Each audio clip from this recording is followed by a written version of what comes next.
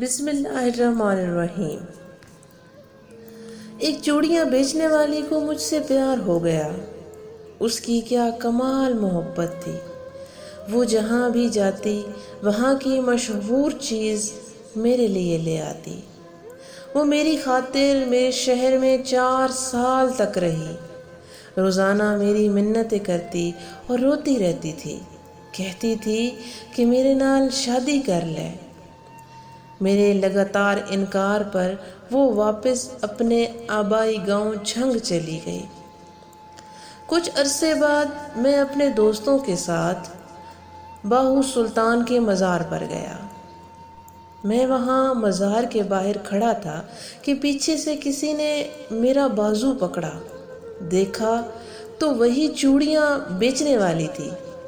خوشی کے مارے وہ کہنے لگی کہ عاقب، میری دعا رنگ لے آئی ہے، تیرا دیدار ہو گیا، ساڈی تے عید ہو گئی۔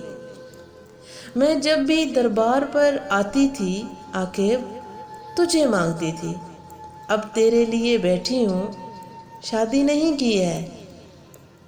پھر اس کی آنکھوں میں آنسو آ گئے۔ کہنے لگی، بھیک مانگنا، چوڑیاں بیچنا میرا قصور تو نہیں ہے نا، یہ تو میری قسمت کا قصور ہے، میرے نصیب کا قصور ہے، تو سزا مجھے کیوں مل رہی ہے؟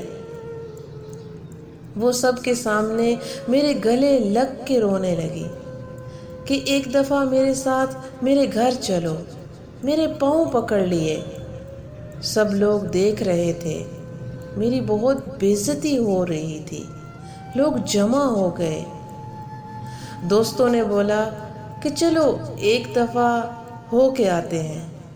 میں نے ہاں کر دی تو وہ بھاگ کر گاڑی میں بیٹھ گئی۔ اس کا گھر 50 کلومیٹر دور تھا۔ سارے راستے وہ بہت خوش تھی۔ ہم اس کے گاؤں پہنچ گئے۔ وہاں سب گھر کچے تھے، لیکن صفائی ہمارے گھروں سے بھی زیادہ تھی۔ سب لوگ مجھے عجیب نظروں سے دیکھ رہے تھے۔ ہم اس کے گھر پہنچے تو اس کی سب سہیلیاں جمع ہو گئیں۔ پھر اس نے ہمارے لیے مزیدار کا کھانا بنایا۔ اس کے گھر والوں نے مجھے بتایا کہ یہ لڑکی تو سارا وقت تمہارے نام کی تسبیح کرتی رہتی ہے۔ اور پھر جب ہم واپس آنے لگے تو اس کی آنکھوں میں آنسو رک نہیں رہے تھے۔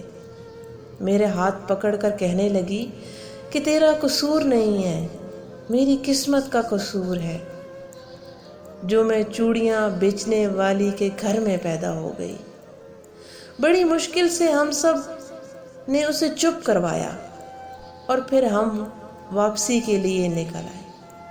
میں کار کے شیشے میں سے دیکھ رہا تھا کہ وہ تب تک دیکھتی رہی جب تک ہماری گاڑی اس کی نظروں سے دور نہیں ہوئی۔ وہ ہماری آخری ملاقات تھی۔ پھر ایک دن میرا اس سے ملنے کو دل کیا۔